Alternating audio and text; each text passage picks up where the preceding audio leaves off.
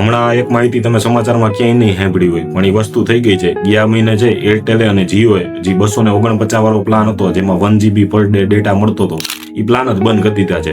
હવે લગભગ ફરજિયાત તમામ યુઝરોએ છે જે 249 વાળો પ્લાન કરાવતા એને 299 એટલે કે 300 રૂપિયાનો પ્લાન છે એ ફરજિયાત કરવો પડશે. આનો મતલબ તમને સમજાતો ન હોય તો ટૂંકમાં કહી દઉં કે આ ઉદ્યોગપતિઓને છે સરકારે ખુલ્લી છૂટ આપી રાખી છે કે મન ફાવે ને એમ લૂંટો. એટલે પેલા જે 50 રૂપિયામાં પ્લાન પડતા એ 100 માં કર્યા, 150 માં કર્યા, 200 માં કર્યા, 250 માં કર્યા, અને હવે 250 વાળો પ્લાન છે કોઈ પણ જાતની જાહેરાત વગર છે બંધ પણ કરી દીધો.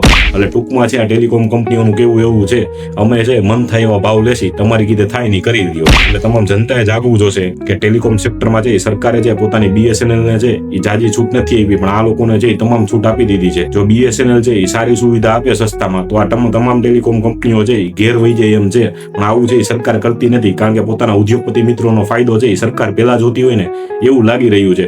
તમામ લોકો છે જાગતા રહેજો. ધન્યવાદ. જય હિન્દ, જય ભારત.